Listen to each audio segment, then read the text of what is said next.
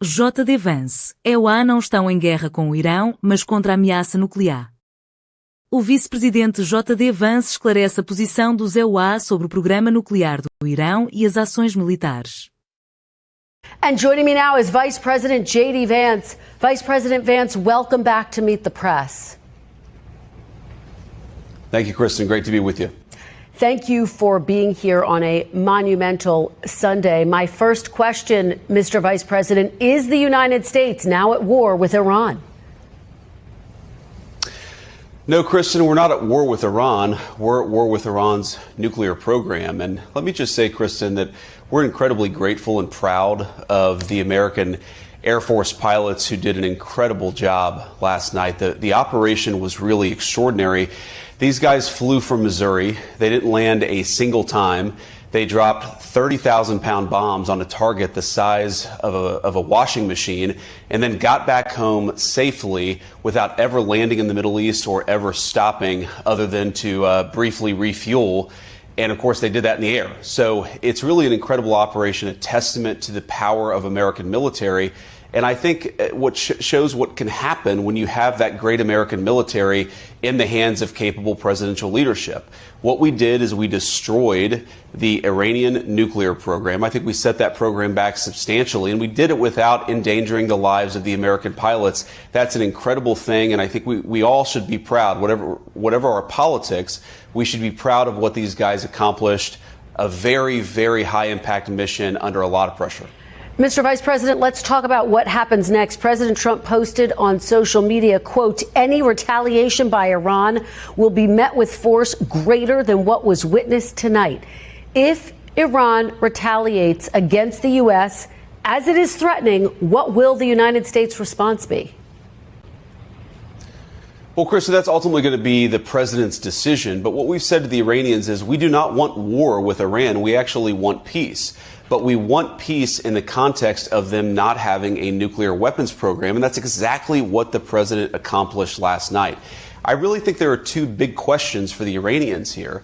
Are they going to attack American troops, or are they going to continue with their nuclear weapons program? And if they leave American troops out of it and they decide to give up their nuclear weapons program once and for all, then I think the president has been very clear. We can have a good relationship with the Iranians. We can have a peaceful situation in that region of the world.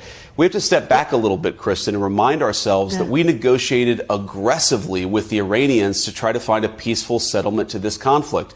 It was only when the president decided that the Iranians were not negotiating in good faith that he took this action. He didn't take it lightly, but I actually think it provides an opportunity to reset this relationship, reset these negotiations, and get us in a place where Iran can decide not to be a threat to its neighbors, not to be a threat to the United States. And if they're willing to do that, the United States is all ears. Well, let's talk about the possibility of negotiations. I mean, the Iranian foreign minister responded to the strikes this morning, saying Israel and the U.S. have, quote, blown up diplomacy. Mr. Vice President, is there any real hope for diplomacy, or is diplomacy dead at this point? Well, I think the foreign minister is exactly wrong. We didn't blow up diplomacy. We only took this action, Kristen, when it was clear, as the president said, that the Iranians were tapping us along. I think it's important for the American people to appreciate here that if you go back to March of this year, we had the entire administration engaged in this diplomatic effort. And frankly, in March of this year, we had some optimism. How do we get from there to now? And the answer is we felt very strongly that the Iranians were stonewalling us. They weren't taking this seriously. They were trying to draw this process out as long as possible so that they could rebuild their nuclear weapons program without the threat of American action. We had a limited window in which we could take out this Fordo nuclear facility in particular. The president decided to take it, but we didn't blow up the diplomacy. The diplomacy never was given a real chance by the Iranians. And our hope, Kristen, as the president said repeatedly, is that this maybe can reset here. The Iranians have a choice. They can go down the path of peace, or they can go down the path of this ridiculous brinksmanship, of funding terrorism, of trying to build a nuclear weapon, and that's just not something the United States can accept. I want to say something, Kristen, just to the Iranian leadership.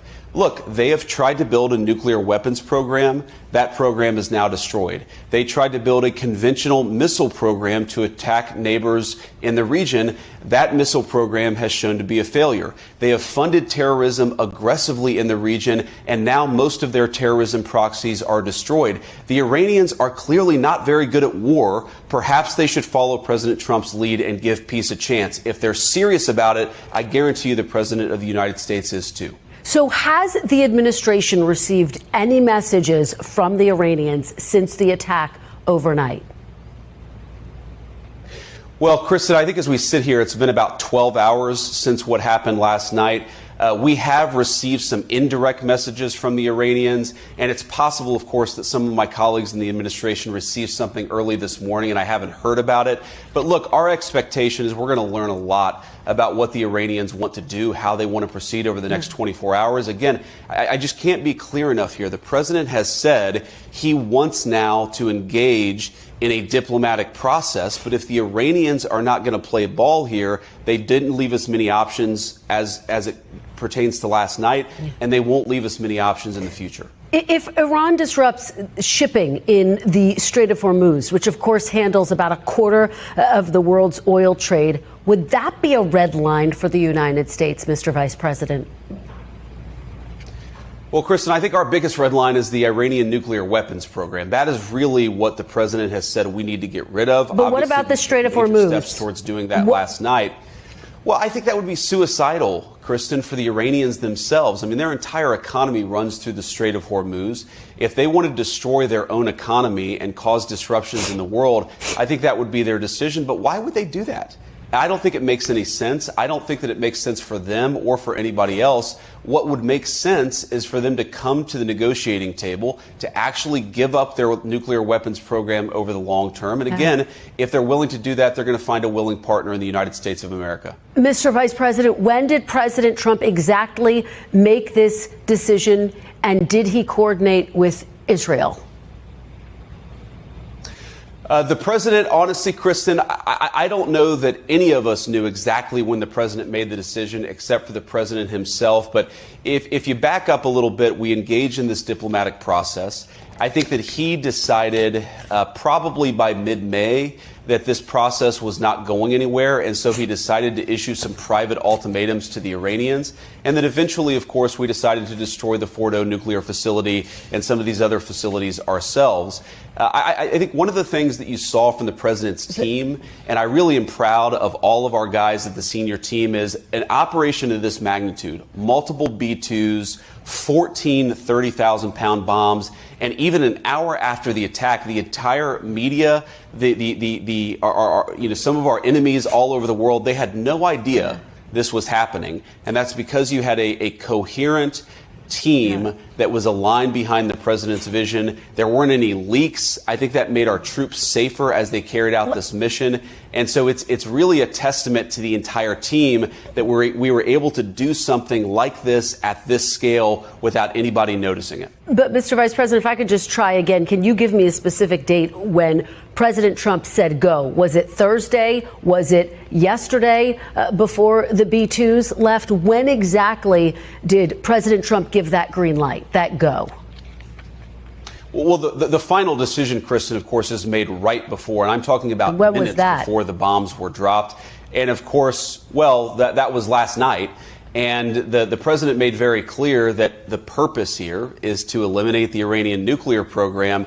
So I think that he himself, over time, decided this was necessary. But of course, he had the ability to call off this attack until the very last minute. He obviously decided to proceed. And I think that we did great things for the American people because of it.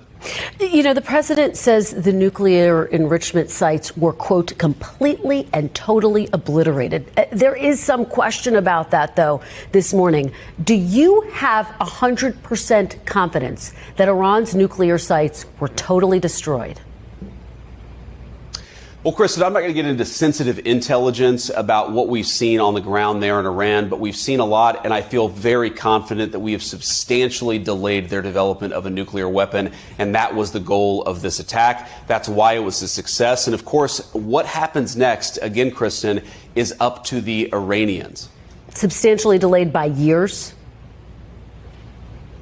What does substantial Well, again, Kristen, mean? I'm not going to get into sensitive intelligence here, but I think that we have really pushed their program back by a very long time. I think that it's going to be many, many years before the Iranians are able to develop a nuclear weapon. But again, our goal is that they're never able to develop a nuclear weapons program. And that is a conversation that we're going to have with the Iranians and also with our allies in the region. So Iran, again, has said that it would retaliate if the U.S. got involved. There are some 40,000 American troops in the Middle East. The Pentagon is on high alert. Is the U.S. bracing for Iran to target American troops in the region? We're, of course, Kristen, doing everything that we can to keep our people safe. I think that we're prepared in the event that the Iranians do retaliate. But my message to the Iranians is it would be the stupidest thing in the world if they did. If you look at what happened last night, we had an incredibly targeted, precise, surgical strike on the nuclear facilities that are the target of the American operation. Our national interest is for Iran to not get a nuclear weapon. Our strikes last night facilitated that national objective. If the Iranians want to enlarge this by attacking American troops, I think that would be a catastrophic mistake. And as the president said last night, the Iranians would be met with then overwhelming force beyond that. So this is a very delicate moment, Kristen. I don't want to pretend that it's not. But I think the Iranians, if they're smart, they're going to have to look in the mirror and say, hey, maybe we're not so good at this war thing. Let's give peace a chance. Let's drop our nuclear weapons program and start to make some smarter decisions. We're, of course, hoping that's exactly what the Iranians do. And I have a number more questions, so I want to keep moving. How concerned is the administration that Iran or Iranian proxies could carry out a terrorist attack inside the United States? Well, unfortunately, Kristen, we know that a lot of people who we don't have full accounting of were let in over the last 4 years under the Biden administration. We know that some of those people were on terrorism watch lists. We feel very confident in our FBI and law enforcement that we're on top of this situation. But yeah, we're looking at this very closely. We're doing everything that we can to keep our people safe. And this is one of the reasons why border security is national security, is if you let a bunch of crazy people into your country, those crazy people can eventually take action. We're going to do everything that we can to make sure that doesn't happen and to keep Americans safe. Mr. Vice President, can you rule out that getting involved in this conflict won't eventually lead to U.S. boots on the ground? Well, the president's been very clear, Kristen. We have no interest in a protracted conflict. We have no interest in boots on the ground. The president has actually been one of the fiercest critics of 25 years of failed foreign policy in the Middle East, which is why he did what he did. A very precise, a very surgical strike tailored to an American national interest. And that national interest is Iran cannot have a nuclear weapon. It would be a disaster for us and for our allies in the region. So I don't fear that this is going to become a protracted conflict, because I think that we have a president who knows what's in America's interest and is willing to do the things necessary to accomplish that interest. As you know, after an Iranian missile struck a hospital in Israel this week, Israel's defense minister said the Ayatollah, quote, can no longer be allowed to exist. Does the United States support Israel killing Iran's leader? Well, look, that's up to the Israelis, but our view has been very clear that we don't want a regime change. We do not want to protract this or build this out any more than it's already been built out. We want to end their nuclear program, and then we want to talk to the Iranians about a long-term settlement here. We believe very strongly that there are two pathways. There's a pathway where Iran continues to fund terrorism, continues to try to build a nuclear program, attacks American troops. That's the bad pathway for Iran, and it will be met with overwhelming force. There's another pathway on the table here. There's a pathway where Iran integrates itself into the international community, stops funding terrorism, and stops trying to pursue a nuclear weapon. This is a reset. This is an opportunity for the Iranians to take the smart path. We certainly hope that they will. Couple more questions, and we're almost out of time. Director of National Intelligence Tulsi Gabbard said in March that, quote, Iran is not building a nuclear weapon. Democratic Senator Mark Warner, the vice chair of the Intelligence Committee, said he was briefed on Monday